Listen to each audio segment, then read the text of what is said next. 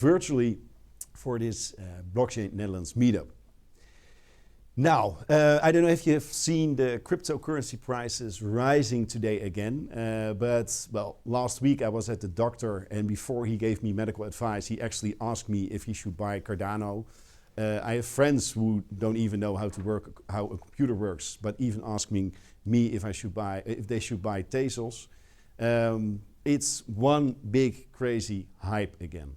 We see crazy, but also great developments with respect to NFTs, metaverse, DeFi, and so forth, but also the shadow sides of the industry, of the crypto industry.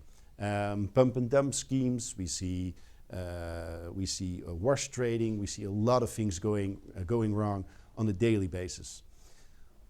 Fortunately, regulators all over the world are currently working on frameworks to really regulate the industry, regulate the cryptocurrency industry.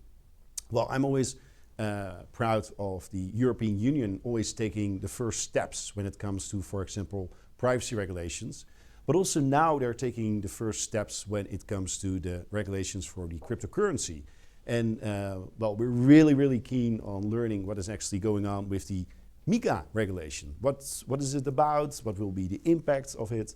When will it actually will be introduced in the European Union?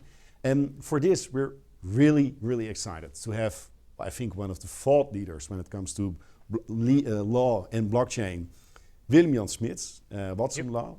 Willem-Jan has been member of our community since day one. You're, well, I think everybody who has a challenge when it comes to blockchain or cryptocurrency and law always makes the call to Den Bosch. So we're really excited to have Willem-Jan tonight with us speaking about MICA, the implementations, what we can expect. And so we're going to listen tonight first to Willem-Jan. He will give a keynote. After this, we will have a panel. So a panel with two Blockchain Netherlands members who will also share their thoughts, what they think, what will be the implication. Sorry, long day of meetings. What will be the implications for their companies? So we're also really looking forward to that. Questions? Well, from the physical audience, easy. Just please raise your hand. Questions, remarks, anything like that. But for the virtual audience, we are streaming this event in Microsoft Teams.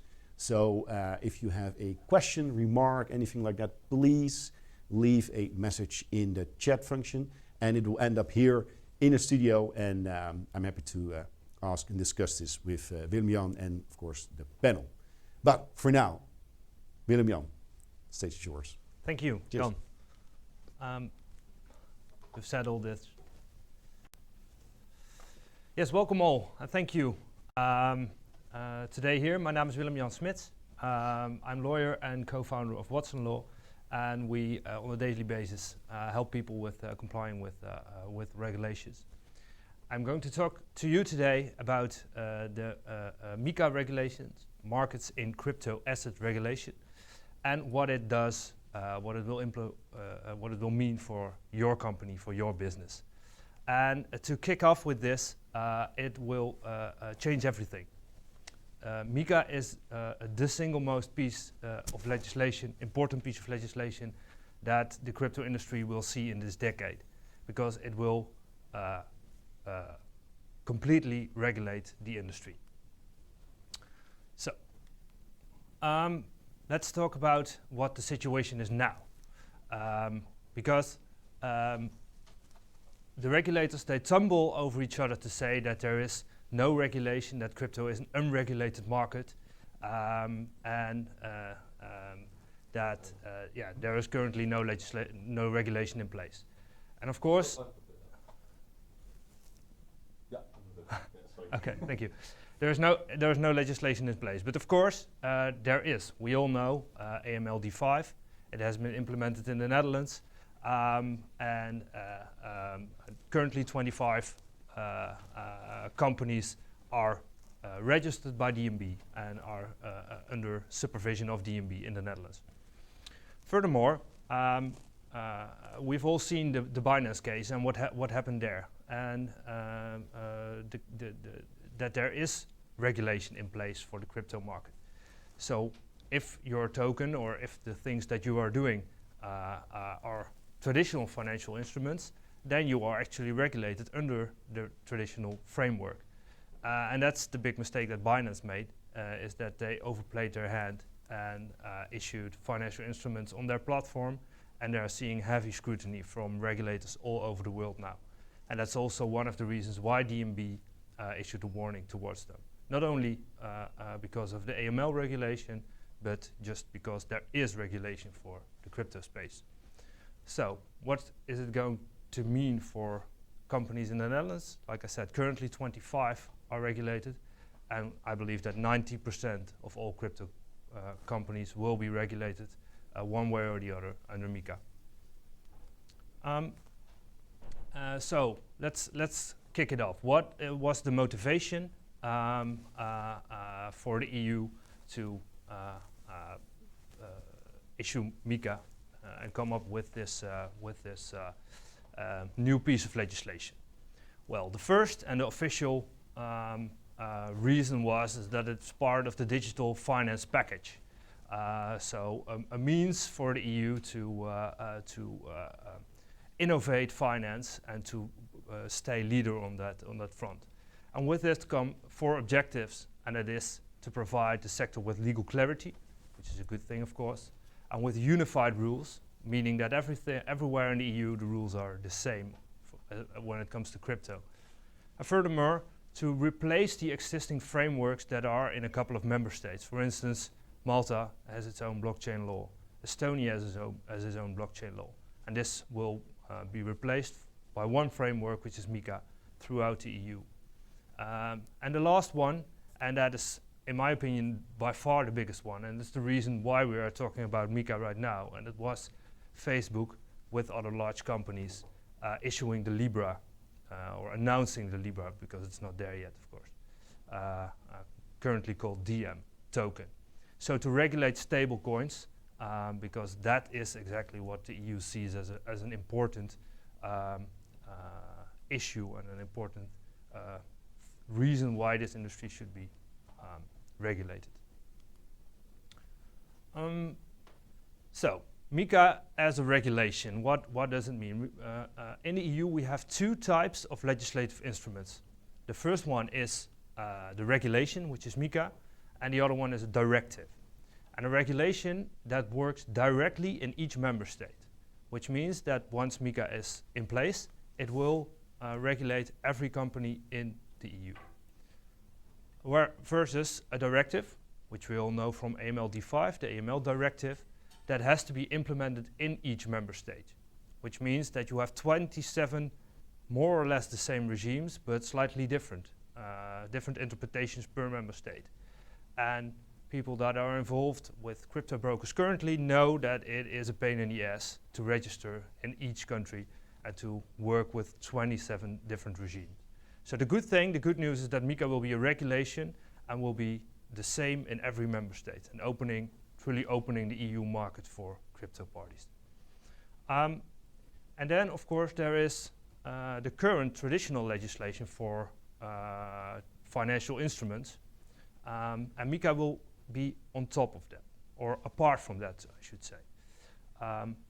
For instance, bonds, shares, derivatives, they are currently regulated by the prospectus regulation, by the MiFID directive, and MICA will be next to that. So substantially it will be the same, but it is a different piece of legislation. And to who will it apply? It will apply, like I said, to everyone in the EU providing crypto services or issuing tokens, but it will also apply to everyone who is aiming actively at the EU market. And this means that if you are a Japanese company or if you are a US company and you want to target the EU market, you have to comply with MICA. So it won't only regulate European countries, but as well foreign, outside of EU companies. So what's in general headlines the subject of MICA? What is the contents of it? It will provide transparency and disclosure for obligations for parties that want to issue tokens. Furthermore, so-called crypto asset service providers, CASPs, have to be authorized. They have to obtain a license. Furthermore, there are compliance regulations for these CASPs, and there will be consumer protection rules on issuing, trading, exchanging, and custody of crypto assets. And an important pillar of the regulation is prevention of market abuse. Like Jan just said in the introduction, wash trading, pump and dump schemes, there will be extra focus on that, on preventing those. Okay, then the MICA concepts. What will fall under this regime? What is a crypto asset, and what different versions or kind of crypto assets will be there? First of all, we have to say that a crypto asset cannot be a financial instrument. So what does this mean? If a token, for instance, is the same as a share, or really looks like a share, so a security token, what we would like to call it, then it isn't a crypto asset under MICA, and MICA isn't applicable to that. This means that security tokens will stay regulated under the regimes that are already there for traditional stocks and bonds and derivatives. So that won't change, and it won't matter that this this share is represented by a token. First of all, MICA has the aim to catch all other crypto assets. So it doesn't matter whether it's a utility token or whether it's Bitcoin or Ethereum, it's a catch-all. And there are 3 different or 4 different categories of crypto assets. The first one is the utility token, which we probably all know, and most token issuers structure their token in such a way that it is a utility token, so it's not a security token. Utility token can be seen as a means of obtaining a service or entering a network. Then there are 2 types of stablecoins, and the first stablecoin is a coin that references towards a basket of assets. Could either be physical gold or a batch of fiat currency, but it's always a basket of the various types of assets. It's called asset referenced token.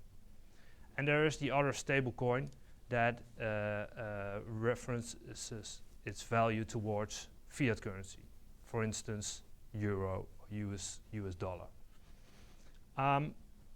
During this presentation, I will focus on the traditional crypto assets, so to say, so Bitcoin and Ethereum, as well as utility tokens, because I believe that that's what will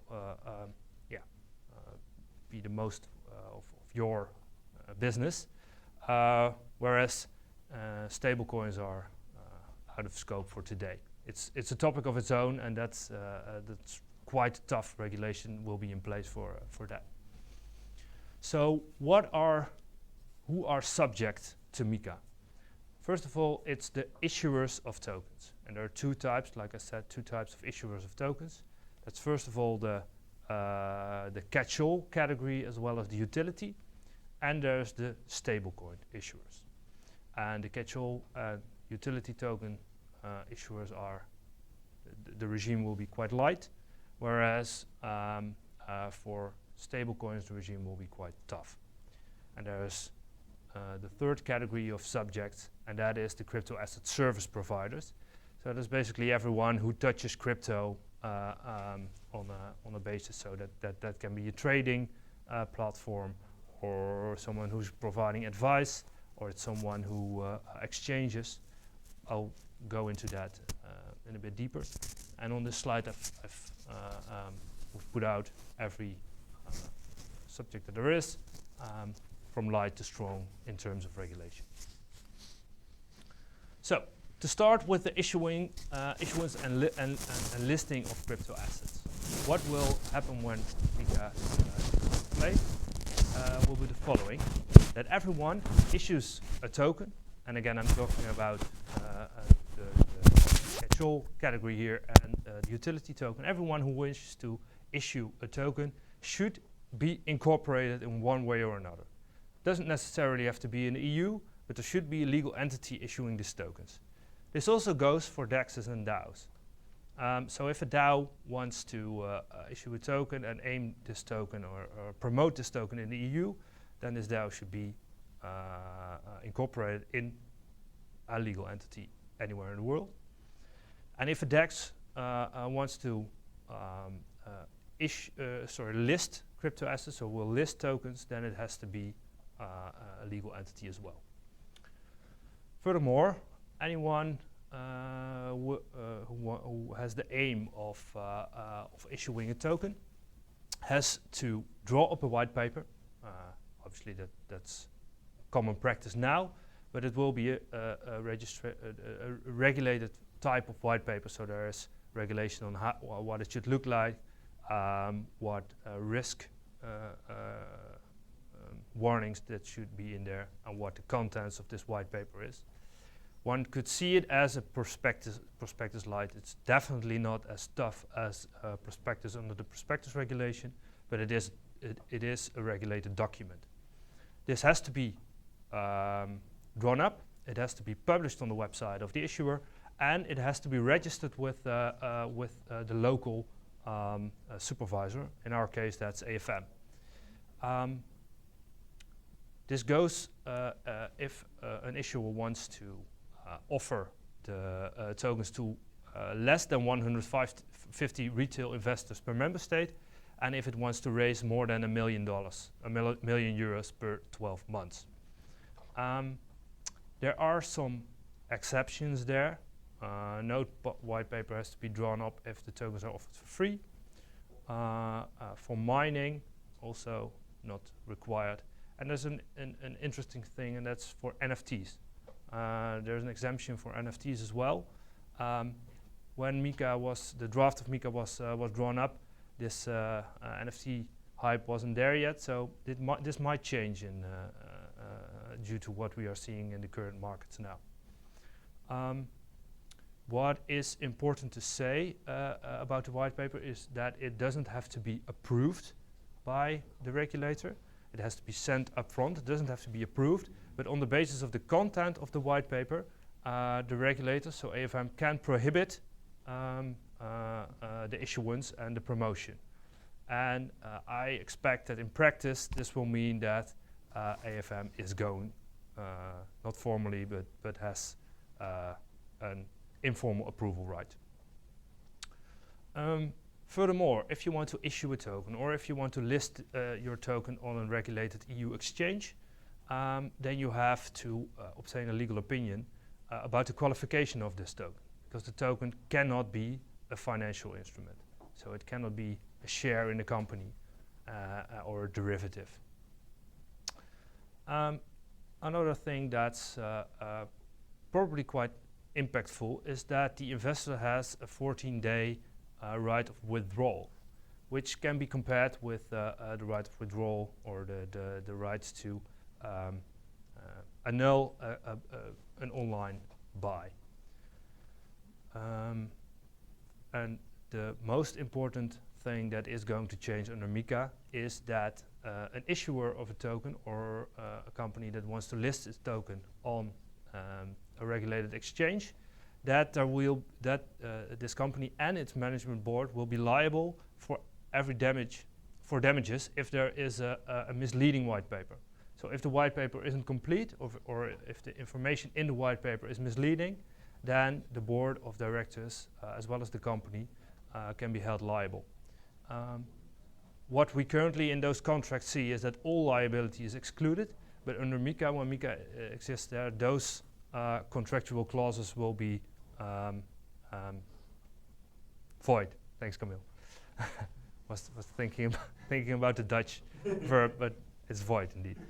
And the good thing what comes from this is that when you do all this, you can promote your token throughout the EU. So you only have to register it in the Netherlands, but then it can be promoted throughout the EU under this same framework. And that's a big leap forward from where we're standing now. So that was the issuance and the admission of tokens. And now the second important category under MICA is the crypto asset service providers, the CASPs. And on the screen you see the 8 services that there are under MICA and that will be regulated under MICA. Custody is the first one, and I think it's also the most important one.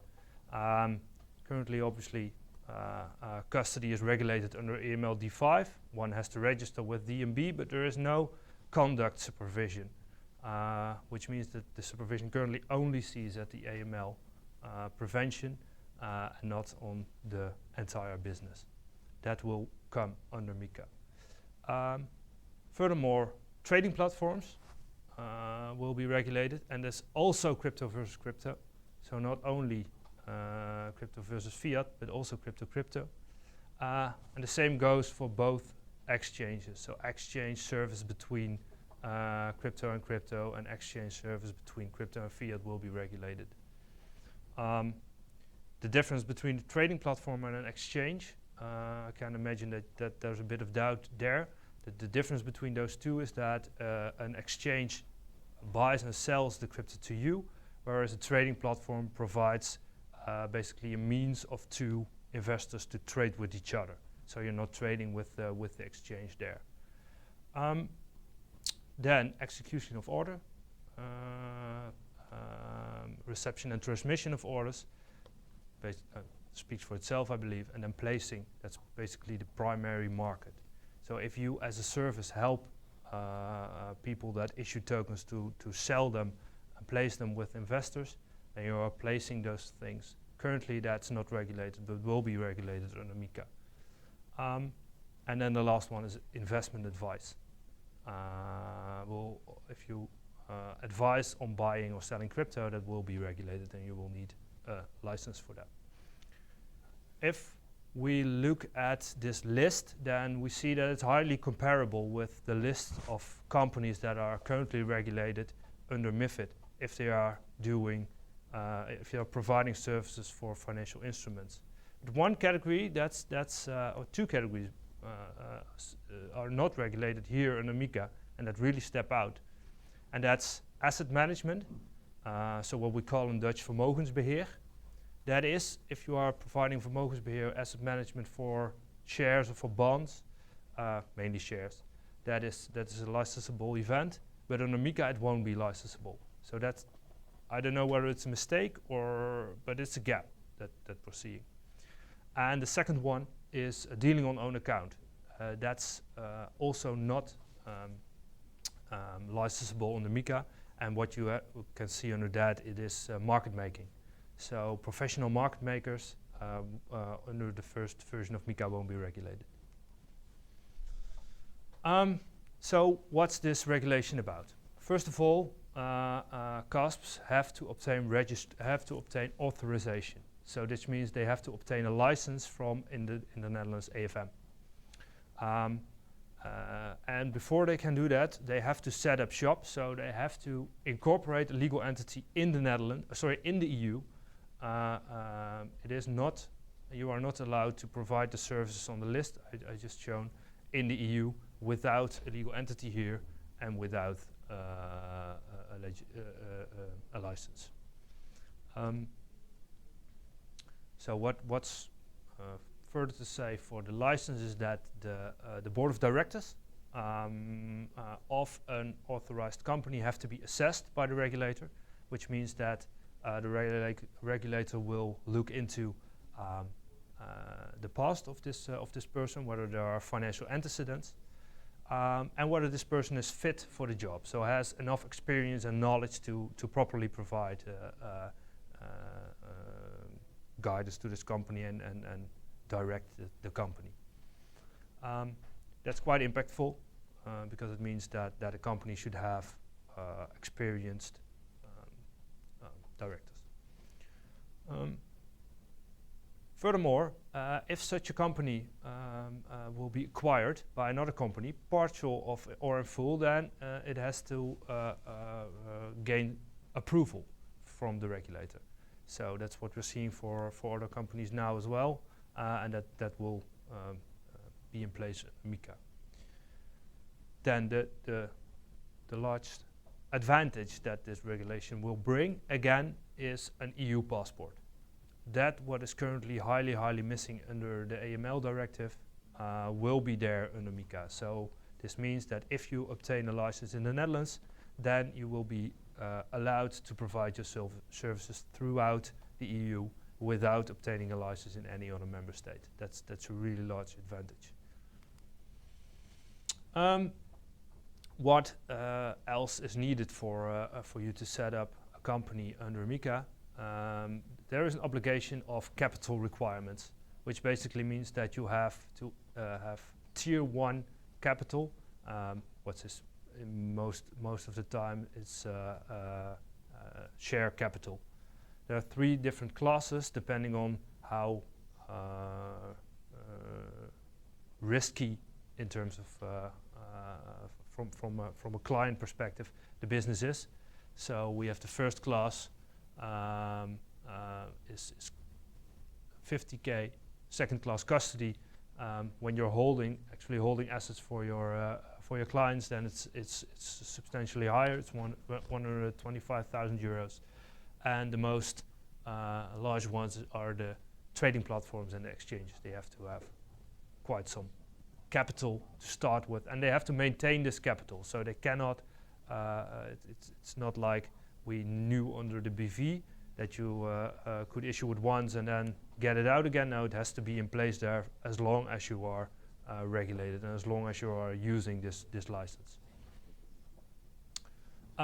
Then, what are the obligations that will these CASPs have to get in place? First of all, they have to put their client first. And what does it mean? This means that they have to provide them with information on the service, and that this information has to be correct, complete, and not misleading. That especially goes for the risks that are involved with the service, as well as with costs. So there cannot be any hidden costs for these services. Furthermore, this company has to hire skilled personnel and has to put in place a procedure to make sure that this personnel keeps this knowledge. Furthermore, there has to be a risk and compliance program, so there has to be people that have experience and knowledge with risk management, and also a dedicated compliance officer. And an important category for those companies handling companies' funds is that these funds have to be divided from the funds of the company. And this goes both for fiat that a company might be holding, as well as for crypto assets that a company might be holding for its clients. And this sounds more easy than it is, because only putting those funds on another bank account doesn't suffice. Because if these companies go bankrupt, then no matter on what bank account these funds are, they will fall into the bankruptcy, and it won't provide any protection to the clients. So what is expected here is that there is a separate legal entity holding the funds, and what we in the Netherlands are used to known as using a trust foundation. So in Dutch, Stichting Beheer Derde Geld, which holds the funds. And such a company has to put in place policies on sound operational management and ethical business operations, which includes, for instance, complaint handling procedures, conflict of interest policies, and a policy on outsourcing. So if it's a bit broader than that, but those are some examples for that. Then there are major specific obligations as well for CASPs. So depending on the category that they are in. For instance, custody. I've named them on the sheet. I'm not going to rule them all, but we can pick out some of them, because for instance, what is an important one for custody is that the company is liable for any loss of funds. And we have seen obviously a lot of these things going on in the past, and there's a tendency for companies of excluding any liability, and once MICA is in place, that's not possible anymore. Trading platforms, there are important rules for trading platforms as well. One of those that they have to adopt listing rules, which basically is a rule that they have to abide to when they are listing tokens on their platform. So they have to make a policy of saying this we are going to do, that we're not going to do. And there's some regulation there as well. So privacy coins aren't allowed. They cannot be listed on EU trading platforms anymore. And there has to be a quality assessment made by the trading platforms, which means they have to look into every asset that they want to list and make a risk assessment of that particular asset. Look if it's within their risk appetite or not. And also there they have to assess the white paper that the company has published and review if it's complete and if it's fair, and if they complied with the obligation to register it with the authorities. Last but not least, they have to provide with T0 settling, which means that a trade has to be settled the same day on DLT level. I think that's the most for investment advice. That's quite an important one as well. Is that if you are providing investment to your clients, you are obliged to provide them with a knowledge test and with an experience test, and make sure that the advice that you provide actually is sufficient and is tailored to this specific client.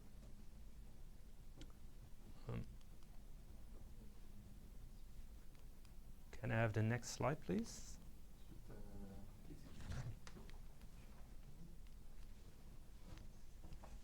Yeah, there it is. Yeah, so the fourth pillar I mentioned is the market abuse pillar, and that's one that's really in the view of regulators now. I'm seeing it with more professional parties that are offering trading platforms or brokerage service. They are really active already at combating this market abuse, and we're looking at pump and dump schemes there, wash trading, preventing those. But it will step up a little bit, or quite a bit, I can say. So market abuse is about the obligation also to provide inside the obligation to publish insider information. So if you as a company have information that can significantly change the price of your token or the price of your company itself, then you have to publish this information publicly on your website. So for instance, if you are looking to expand your company by buying another one, or if you are changing the things that you are doing, so enter into new markets or issuing a new token or those kind of things, then you have to publish this to the public, so that it's not insider information anymore. And there is an important prohibition on this insider information, as the prohibition to use this insider information in dealing. So if you know, if you are an insider to a company, then you cannot use this information in your own advantage in trading. And this means that companies that will be regulated under MICA have to set up an insider list and put on this list everyone who has access to insider information. It is already really common with companies that are listed on a stock exchange, but it will come for every company that has a token listed on an EU regulated exchange. And also you are not allowed to tip anyone off. So this means that you cannot pass on insider information to anyone else and have that person use this insider information in his own or your advantage. And the last one, and it's an important one as well, is that there will be a prohibition on market manipulation. So this means that pump and dump schemes are they are not allowed now, but they will be more strictly regulated under MICA. And the way that this will happen is on the previous sheet you will see, or you can see if you look it back, that there is pre and post order trading transparency for trading platforms. This means that trading platforms have to register all the trades and have to look for strange patterns there. If they see a pump and dump scheme, then they have to report this with the authorities, so the authorities can actively prevent these schemes and step up against them. So that's an important one for that. So that's on the last pillar of MICA. Then we go to oh no, we're not going to that. We're going to answer the question that we posed before. What does MICA mean for your business? And MICA will, in my view, lead to and provide more legal clarity and more of a level playing field throughout the EU, which means that for everyone the same rules will apply. And it will put your company under prudential and conduct supervision. Prudential means that you have to have the capital that I described, and conduct supervision means that they will look into the behavior of your company and that it has to be in line with the regulation.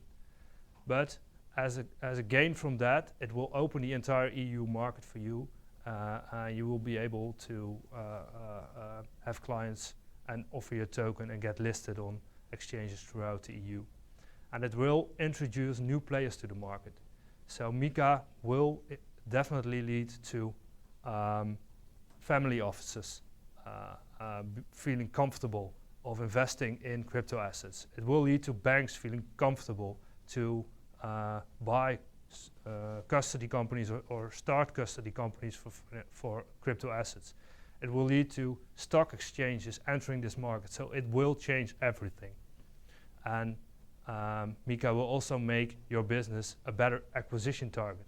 We are currently seeing a lot of interest from outside the EU for acquisitions here, but I hear those large players say, okay, we are not ready yet because there's not a level playing field and we have to go to all these 27 member states. But when MICA is there, it will change and your company will be a much more attractive acquisition target.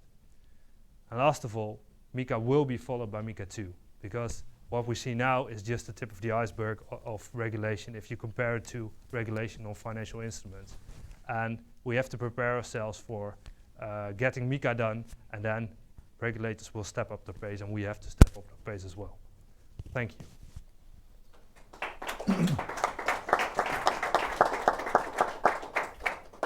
Whew, So, tough stuff.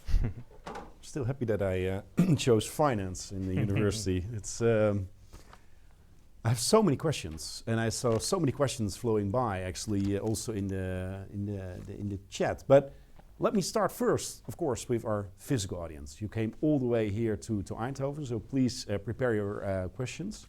I have to say we had a little crazy start because we have several people that should be here helping us out, but are stuck in a insane traffic already since 5 o'clock. So we started a little bit later. We started with some technical things, but we're really excited that everything is up. We're also really thankful that we can host this event today in Eindhoven, the smartest region of the world, at Twice. And we're really, really excited to be here today. We're going to do lots of more things with Twice concerning blockchain in the upcoming months. But we're really excited also not to just host events in Amsterdam, but we're really planning to do this more also in local communities, for example here today in Eindhoven.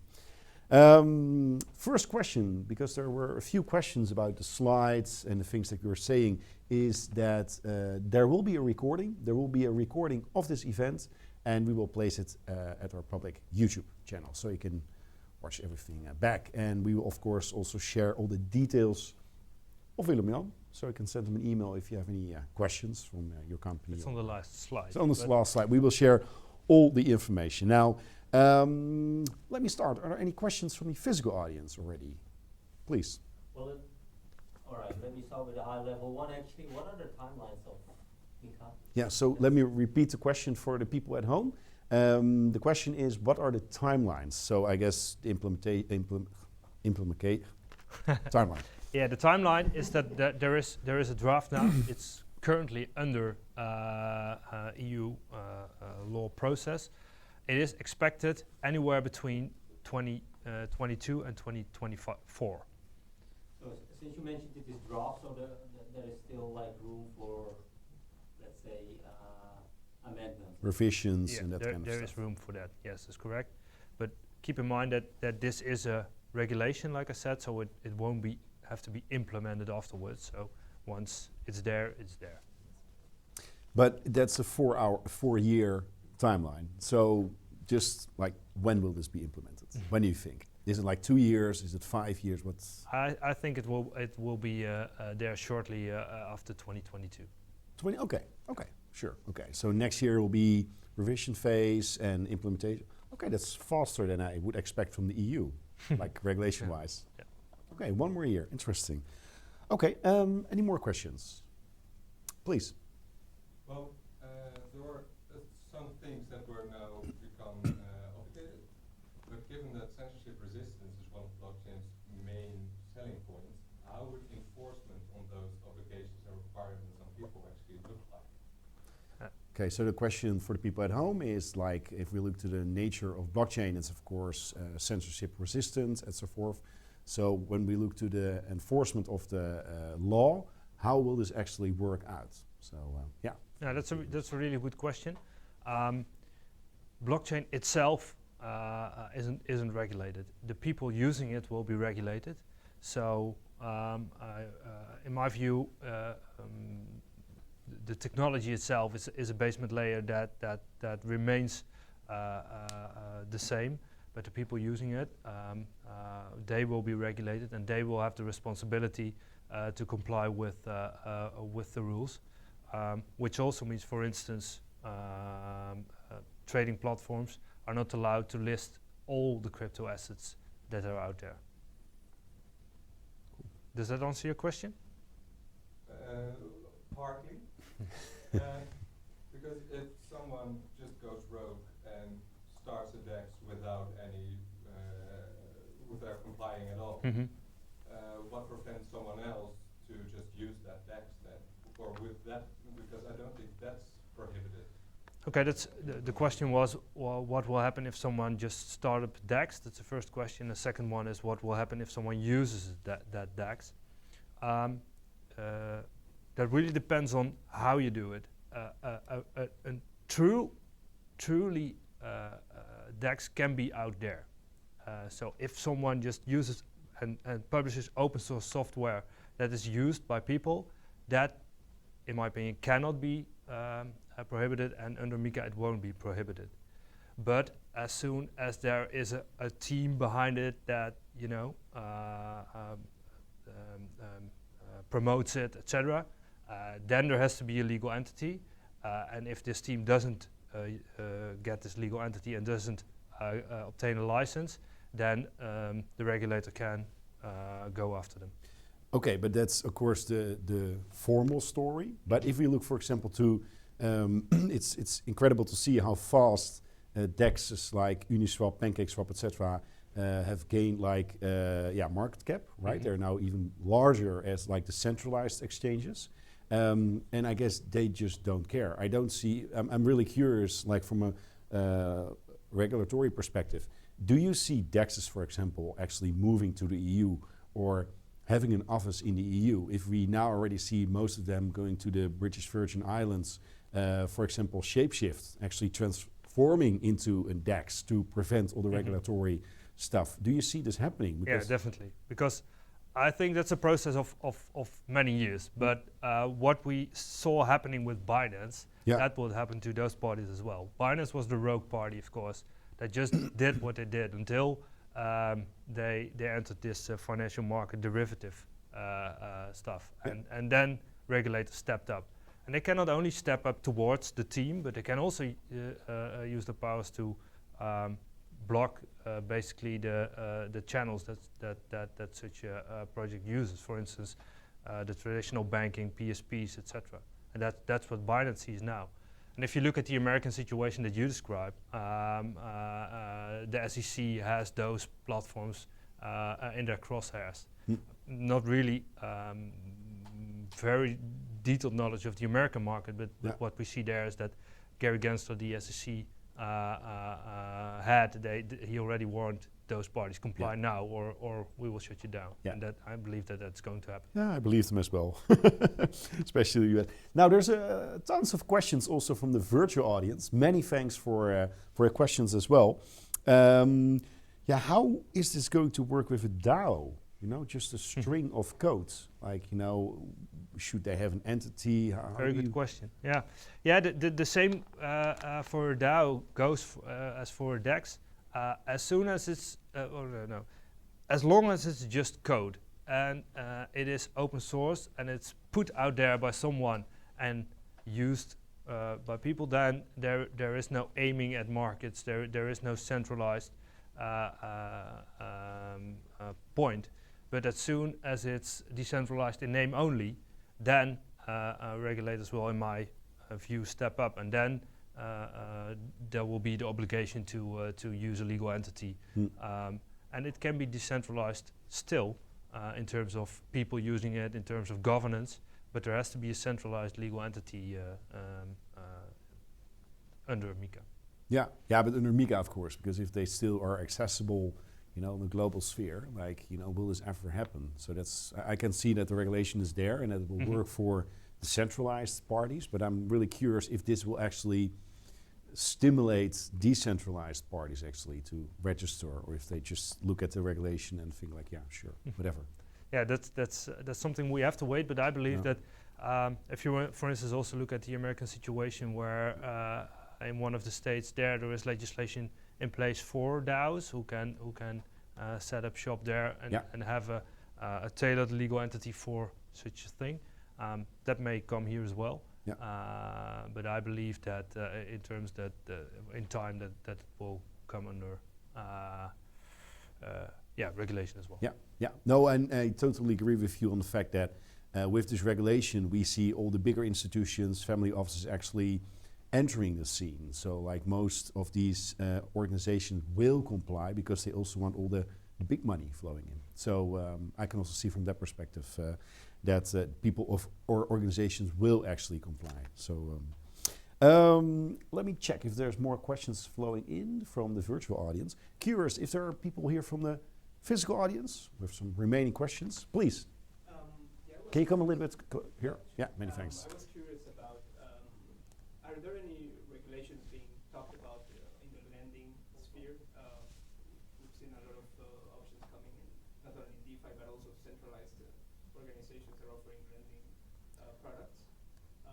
We've seen that in the US there's not that much clarity there. Is there more clarity here in Europe? The question is about lending, if there will also be regulation about, for lending, for example. I think there's now a case with Coinbase as well. Coinbase actually will make some remarks to the SEC, like, because they said like, hey, we offer this product, but it's illegal according to you, but I don't know if you have more intel on that. No, not on that specific case, no. What lending product are you talking about exactly? These, for example, liquidity provision or all these yield farming that allow you to generate interest on crypto, like on Bitcoin, Ethereum, etc., or even also with stable coins. Now, there won't be any regulation on the lending itself, but there will be, it will be a crypto asset service provider, whilst it's almost always provides either custody or any form of exchange service. So under that, it will be a CASP. All right, please. Given the state of technology and how things progress in a year or even in the next 3 months, tokens, literally in every week. What's the strategy for lawmakers to really cope up with the technology? Like they need to be on pace or on par with them. So, what's the strategy for that? Because by the time you come with MICA 1, 2, 3, 4, we are 10 years ahead. So, how do you think of coping up with the tech? Can you repeat the question? Yeah. The question is how does the regulation will keep up with the tech? And the honest question to that is it won't. Like we see with all regulation always lags behind, and this won't be any difference. So it won't keep up.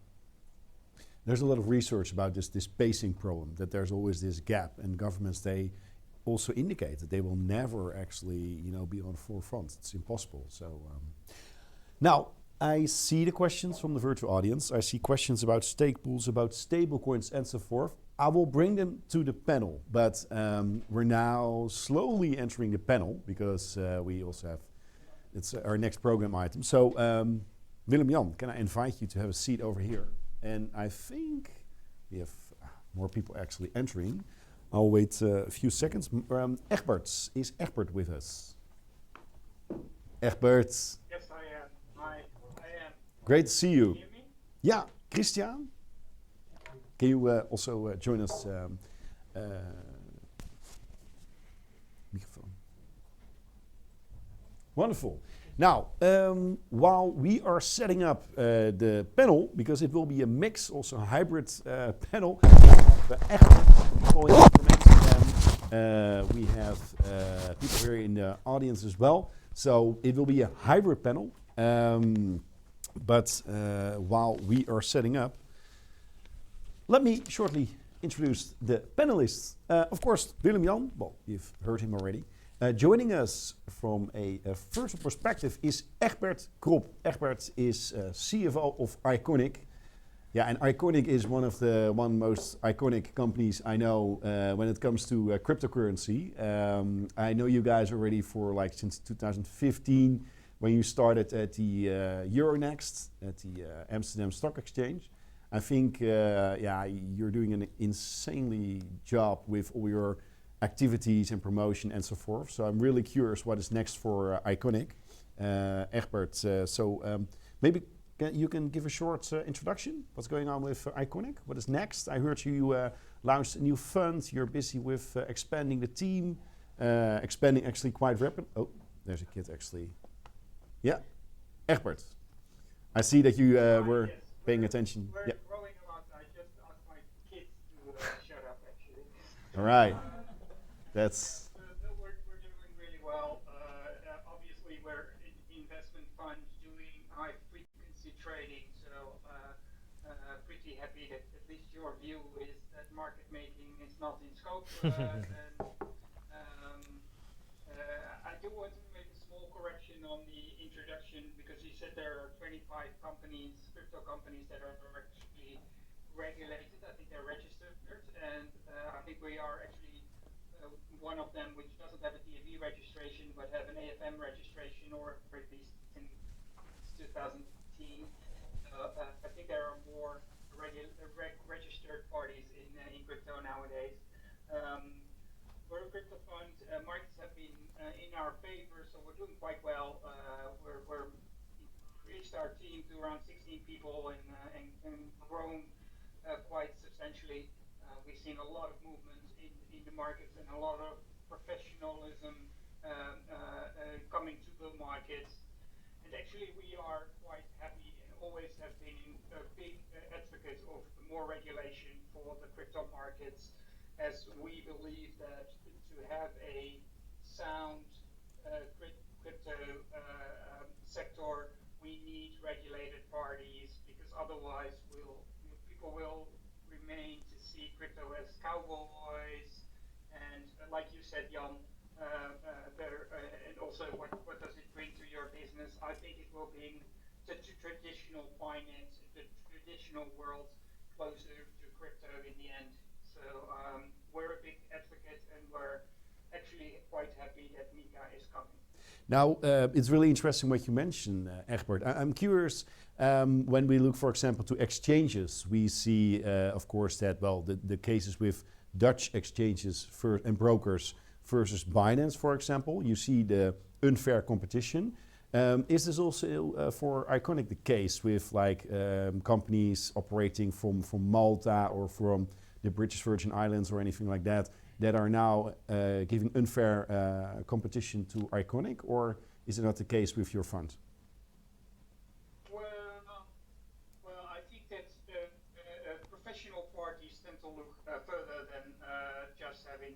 So we all know that there are some crypto funds, for instance, which claim to be regulated on Malta or in what's the island close to Turkey. Cyprus. Cyprus, yes.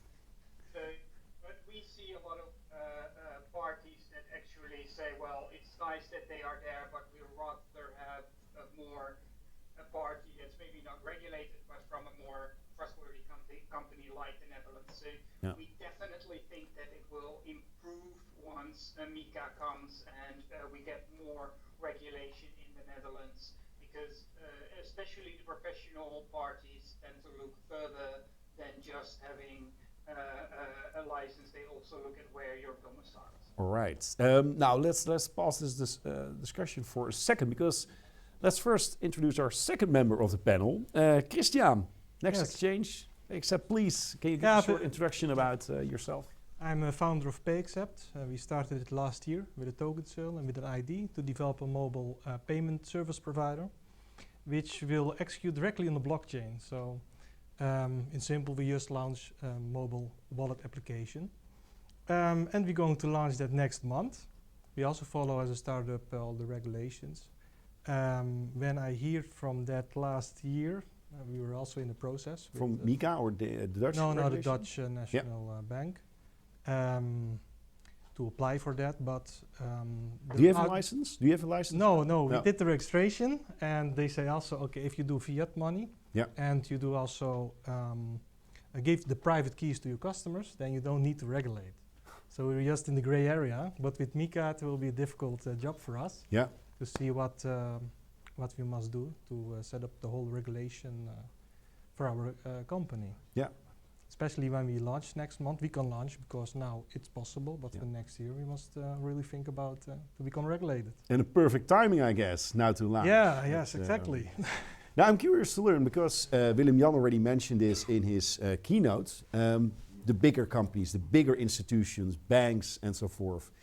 Will MICA be the big thing for them to enter actually the market? What do you think? For startups it will be difficult, of course.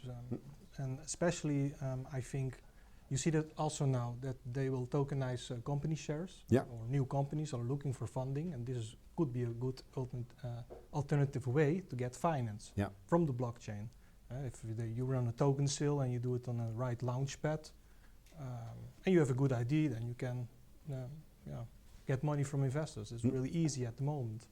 Too easy, maybe. Yeah, too easy can be, but a lot of investors are also riding the waves, and with every token which launches an NFT, especially, you see crazy amounts of investments at the moment because everybody's jumping in the hype. With regulations, you don't have that hypes anymore because it will be a problem if you do that. You get the regulators behind you. So it will be also interesting what will happen with Bitcoin. Bitcoin, can you regulate it? And especially for European exchanges, if they list Bitcoin, how to do it? Because there is no team behind, there's no company. So must they delist Bitcoin?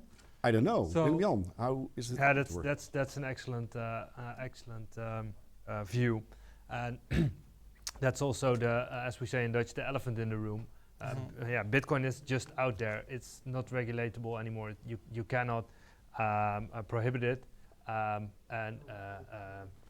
it's unthinkable that under MICA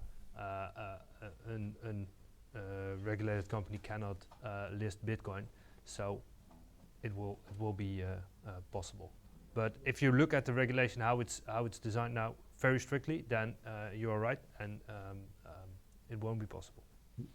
Now I'm curious to learn, because we're talking about the scope of, say, a year, a little bit more than a year, then when you expect MICA to be implemented on a European scale. I'm curious to learn, how does this process work? Are you involved? Are you involved? Who is involved in actually sending in revisions or thoughts or anything like that? How does this work?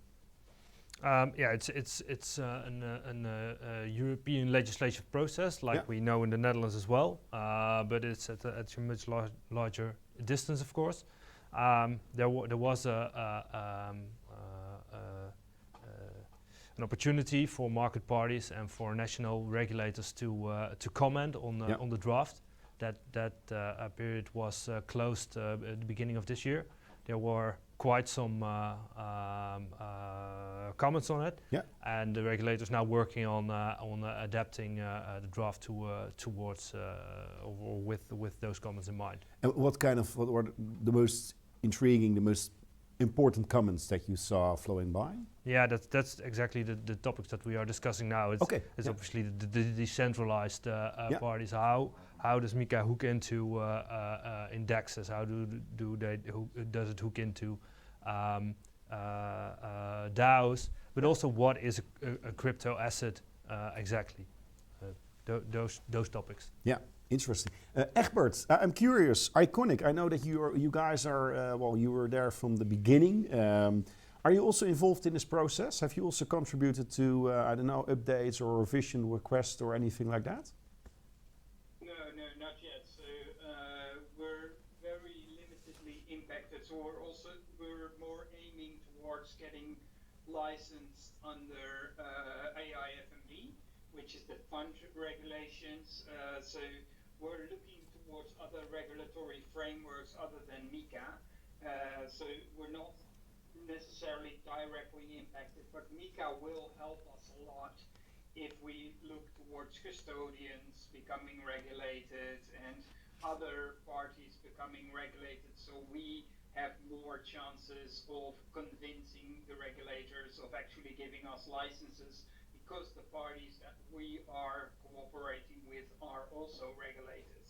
So I think it's a next step in the professionalization of the crypto sector, and therefore a good way forward, which will also have its impact on us. Cool. Meanwhile, physical audience, virtual audience, if you have any questions, well, first of all, please raise your hand. A virtual audience, yes, I'm seeing all of them in the chat, so I will also raise them here in a panel. You mentioned, Egbert, that... Can I ask one question, maybe? Of course, please.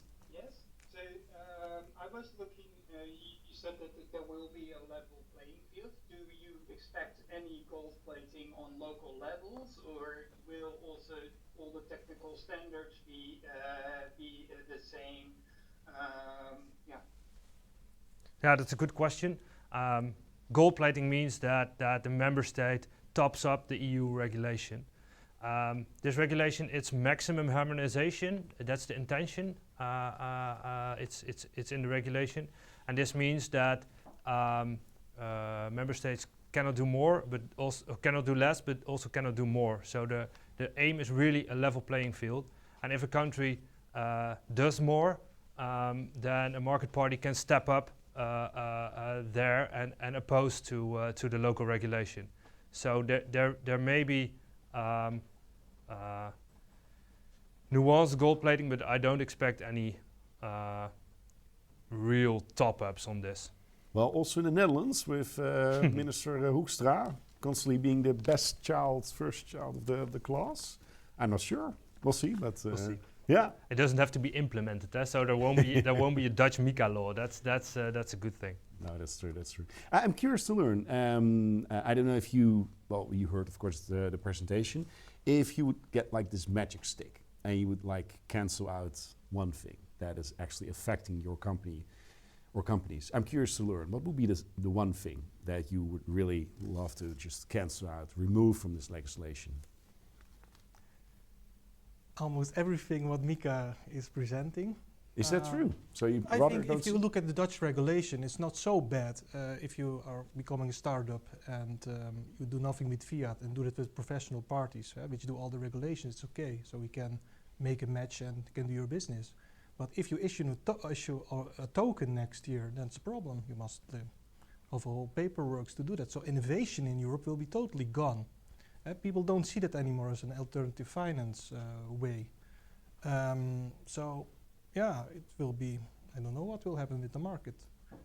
I think the market will find another solution in technical way to this framework. But no, you're right. So I agree with you that, like, to be innovative as a market, you should have not that much regulation. But on the other hand, if you look now to all the pump and dump schemes, right? All the shit coins, the Shibas and that kind of stuff, like all the coins that like literally copy paste a white paper, make like a new front, a new logo, and then post it online, get stuff. Isn't that, like, in my perspective, it would be a good idea to have some kind of regulation before you do an ICO, actually to hand in some paperwork at least, to show that you are a respective company and you're actually working on something instead of... Yeah, the most pump and dump scenes which will happen will be outside the European Union, so there will still be a market. This regulation will not stop it for parties outside European Union. That will still happen, pump and dump schemes. So they will not stop it. No, and maybe also not stop it, but like we're speaking about a quality seal of approval, I guess, also for the bigger investors. And if you can now mention that you're based in Europe, I guess it will really help. Curious from your side, Egbert, you're speaking, of course, you're not an exchange, you're really an investment fund. So I think people with 100K plus can actually join Icoinic, right? They can invest in the company and all your thousands of algorithms are doing their daily job. Are you hearing this also from your clients, family offices, institutions, that they are really waiting for this, that this will be the key thing for them to enter the crypto industry? Well, I think that's what we hear. So I was talking to a pension fund manager, and he was in the board, and he told me that they don't look at crypto because the market is just too small. So if you are 100 billion crypto fund or a pension fund, and you need to invest 1% of your assets in a specific asset class, it's already $1 billion. That has huge effect on when Tesla bought 1 billion in Bitcoin. It had a huge effect on the market, and that's only that the typical pension fund is in the Netherlands is quite substantial.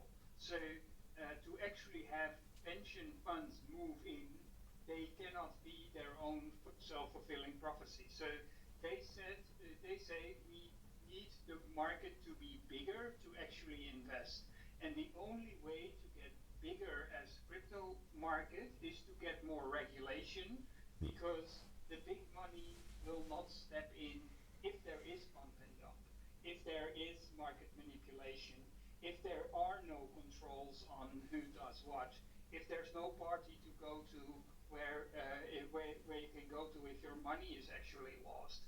So I think it's a necessity that we actually need to go through. Will it be the holy grail to everything that's happening? No. Will there be parties that still do pump and dump? Yes, we see it in the traditional markets too, but without regulation and without parties that say, hi, we comply with this regulation and we do that with an ethical perspective and do it towards our best intent and best effort, I think these will be the parties where the big money will go to, and the rest will become a side effect of the markets that you also have in traditional markets. So I think everybody that is professionally interested in crypto and wants to build a solid and sound business around it would have to take this into consideration and has to look at how to implement it rather than fight it, because we can discuss a lot on what it will not solve, but I think I come from, I worked in traditional finance for 15 years. You worked at ING Bank, right? I worked in ING for 15 years in compliance. In the traditional markets, there's still a lot that doesn't go well, but it's not like we can do without the regulations. Otherwise, it would have been even worse. Yeah. So I think that it's not something I think we should embrace the fact that there's more coming, because it will be a fact of life. And yes, there will be parties which take the more dark side probably of crypto, but there will also be parties which take it on and make it happen. And I think these will be the parties that flourish and move forward. For sure. 15 years in compliance. Holy moly, how did you survive that? It's lost all your gray hairs. Now, curious if there are any questions here from the physical audience yet, please. Yeah, you're talking about your wallet product, and you also mentioned that in MICA there are rules for custody.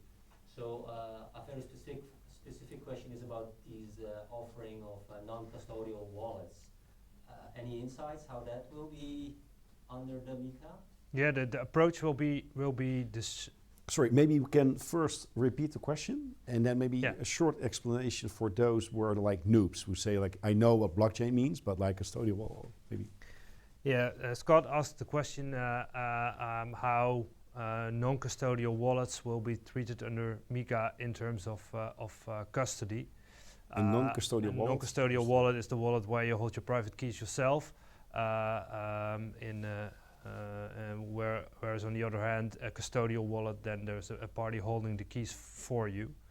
And the approach will be the same as the approaches under AMLD5. So that means that as long as there is a so the customer holding its own keys, it won't be custody. Custody is where you actually hold the keys for your clients. So that won't change anything. But where non-custodial brokers and exchanges are now for some part exempt from AMLD5 under MICA, since also crypto to crypto will be regulated. They fall within the category of a CASP. Phew. Okay, I have to consume this. I'll just wait. Everybody brief. But is the answer? I got it. So it basically means that when you are offering your wallet, then the person himself holds the private keys. Correct. Does not need to get his registration. That's what you say, right? Apart from all the other things. for that thing, yes, you are correct. Yeah, that's correct. Now the exciting thing of this industry is that like what they usually say, right? One day in crypto is like a year in human life. It goes so fast. All the developments, it's insane. We now have, of course, the NFTs, DeFi, and so forth, but also DAOs. They're also now popping up. Is there already something being written about a DAO? For example, there was a great question from Sam, who is asking like, okay, but what if an organization is actually building a DAO and then giving all the rights, the voting rights to this community? How does this work? Because then we have a decentralized community. Mm-hmm. Is there still a need for a centralized entity, or did the EU already thought about how this could work? Yeah, that's the. It really depends on what this company does. Yeah. If the DAO only uses itself to decentralize the governance and doesn't issue tokens or doesn't provide any crypto asset services, then there's no need to incorporate an entity or to follow the regulation. But as soon as regulated activities are conducted in the EU, then such an organization has to be a legal entity. Yeah. And under Dutch law there are setups thinkable, because if you think of a vereniging, that is quite decentralized. Yeah. It can be used for the governance of a DAO. Stichting can be a foundation can be used as well. Okay. Cool. Now, Chris, you just mentioned the current regulation in the Netherlands, which is said to be one of the most strict regulations in the world. Actually, when it comes to cryptocurrency, you're actually now fine with the Dutch regulation. Yeah, if you compare to this, then it's fine. Yeah. What is for you the biggest hurdle? What do you see now? Where you think like, wow, upcoming year I will have be. two options: or I must regulate and set up the whole structure for the company. Yeah. To take the necessary people on board to apply for Yeah. to become regulated. That's Yeah. one option. Or the option I should use a partnership, or we are already talking with other partners, which we will be a part of. So in that case, we will be just the development company, Yeah. which will build the payment wallet. But the other party can be a bank or another institute. So that's two options which we have. Okay, and are you already exploring? Or Yeah, I'm exploring my possibilities. Yeah, interesting. Curious to learn. You mentioned stablecoins. Well, I mean, it was already mentioned also in the chat. Like maybe we should have a separate session about stablecoins because it is quite of interest, of course.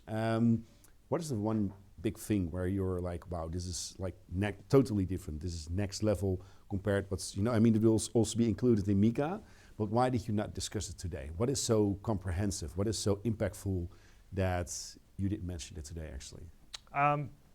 Yeah, it's. I made the assessment, given the time that we have, that for the audience, the other subjects were more of interest. Yeah.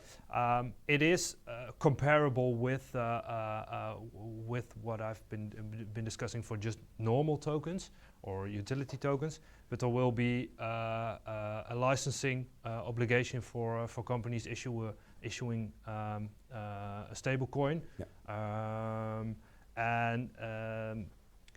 Yeah. So it will be more regulation, more capital requirements. Also, there will be the obligation to separate the funds. So it's a combination of things that you see for the issuers, as well as for the crypto asset service provider. So if you think of what I've discussed there and combine those with a little bit more for the really substantial ones, then you can imagine what it will be for the stable coins. Now I'm curious, like Tether, they will probably just laugh at the EU and stay at one of the nice islands they're based at. But when we look, for example, to Libra, Diem, the Facebook project, what is the biggest hurdle that you see now with the current regulation that they still have to take? Because the Novi wallet from Facebook is like ready to launch. Marcus, the head of the Diem project, already indicated like our wallet is ready. What is the biggest hurdle that they still should take as Libra Foundation? I don't know what they have in place yet. So yeah. So I don't know what the hurdle will be. But I believe that a major thing there will be finding the right people in the right place with the experience, and coming onto a good foot with the regulator, because this whole circus, so to say, was written for them. So they will be under the highest possible scrutiny of the regulator. So it won't be an issue of checking all the boxes, but it will be that will be the biggest hurdle. Yeah, they really kicked the hornet's nest, right? Exactly. Yeah, definitely. Together with China. I'm looking now at the physical audience first, if there's still questions popping up, and the virtual audience also still working. Well, Egbert, I'm curious to learn. Icoinic, you had a crazy year, I guess, a crazy ride, new people, new services. If you look back, right, to last year, we are now in October, so say the first 3 quarters of this year. How did you see, if you look at the industry, how did it change? Like, if there's like one big trend that you see from like a Icoinic perspective, what is the one thing that you're really excited about? Is it like all the retail investors that are starting to pour in? Is it like, I'm curious to learn from your side. Well, I think I two things. So one, and that's something that has been ongoing for a while now. So that's the professionalization of the industry. So we actually see more custodians, more professional custodians picking up. We see more actual institutions arising which become more and more professional to actually provide the facilities that are needed within a proper financial market. And well, I think we can call it a financial market anyway. It's probably a crypto market, but MICA is not by coincidence pretty similar to MiFID on some aspects. So I see the professionalization, or actually since we started, and that's why we started, we've seen a very rapid pace of new entrants, parties entering the market, which really upped the professionalism in the market. But that has been a trend that has been ongoing for longer, and it's actually accelerating. So that's a very positive thing. The other thing that we're seeing right now is more and more interest also from bigger financial institutions. So if we look at our client base, which was predominantly high net worth individuals, it's more and more becoming the fund of funds, the family fund offices. So the ticket sizes are increasing substantially, and also the professionalism of the parties that we're dealing with is increasing significantly. So I think that if we look at the market, this MICA regulation is probably a logical next step, which will facilitate even more professional parties entering the market, and it will probably raise boundaries of entry. So it could put a halt a bit on all the new entries in the market that are coming, because you probably need more capital to actually set up a shop. But I guess all the capital. Interesting to see, and it's still a few years away. And I think actually by that time, many parties that are currently in the industry will have already evolved towards setting up in a way that's probably more or less compliant with MiFID with MICA for a substantial part. Wonderful. Well, let's hope that. And I see already lots of organizations in the Netherlands, like Icoinic, are actually proactively working on this. So I have a couple. Well, a couple. If you look at Yeah, sorry, Egbert, sorry. I have, say, 20 really thirsty eyes were looking at me like, Jan, you promised me a drink. I think we can talk for hours about the subject. It's really interesting. Regulation is one of the most important developments in cryptocurrency to really make it more mature, get all the big investors on board. I think MICA is a great step actually towards a more professional industry.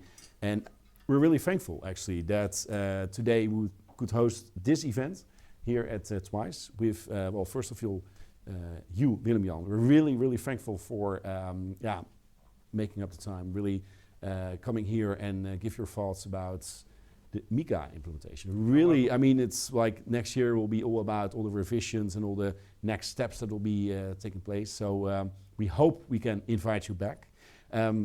Many thanks really for the introduction, answering all the questions. We will maybe also organize a new event for which we will invite you quarterly, maybe about stable coins, or we will discuss this. Egbert and Christian, also thank you for joining us in this panel, in this hybrid panel. It was really interesting to hear from both your sides, from both a fund and an exchange, like what will be the implications, finally. Implications, and of course all the implementations from your side. So many thanks for joining us. Really, thankful that you could make it here tonight at Eindhoven. Thank you so much. Before we're closing this session, Rudolf. Oh yeah. Yeah. Hi. Just skipped in there. I know. Rudolf. Now we're closing the session. Rudolf van Ey, you were 3 hours in traffic jam from Amsterdam to Eindhoven, right? Yeah, it was quite a journey. You can ask Roos. I think we traveled for 3 hours. 3 hours. Well, so it was an amazing ride. But we're here, so I brought beers. I hope that kind of helps.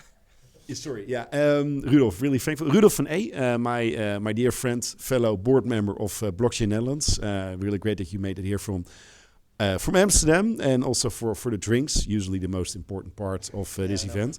Now, first of all, as I already mentioned, we are really thanking Emil and Twice for hosting us today.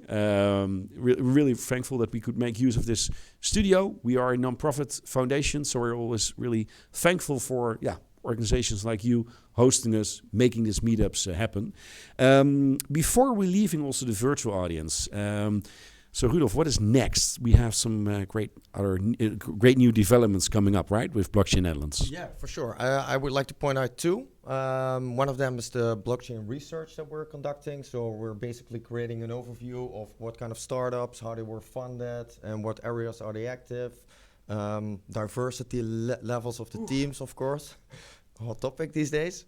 But we basically want to create overview. So what's there, who's working where, and who's working on what. And we would like them to stay in the Netherlands and not move away. Like some companies, due to regulation, are actually considering. So thanks for helping us out.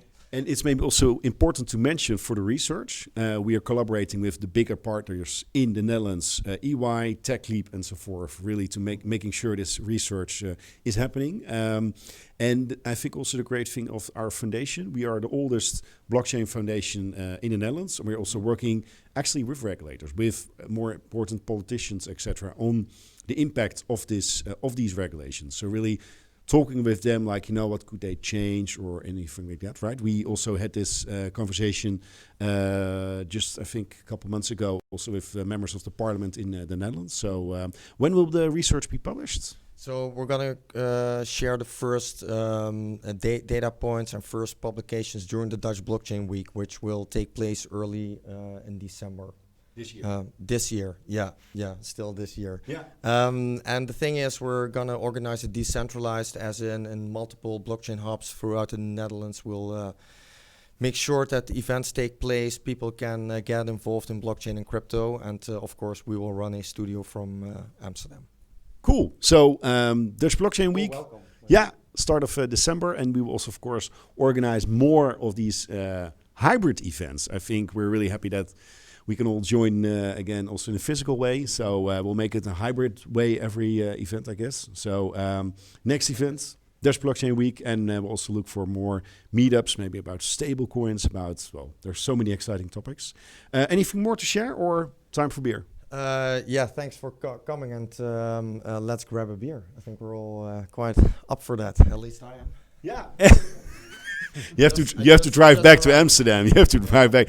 I really want to thank everybody, first of all our virtual attendees, but also our physical attendees. It was really great having you here tonight, here again, seeing you here in Eindhoven. Thank you so much. Thanks so much for coming. And now I'm just closing the stream, and let's have a beer.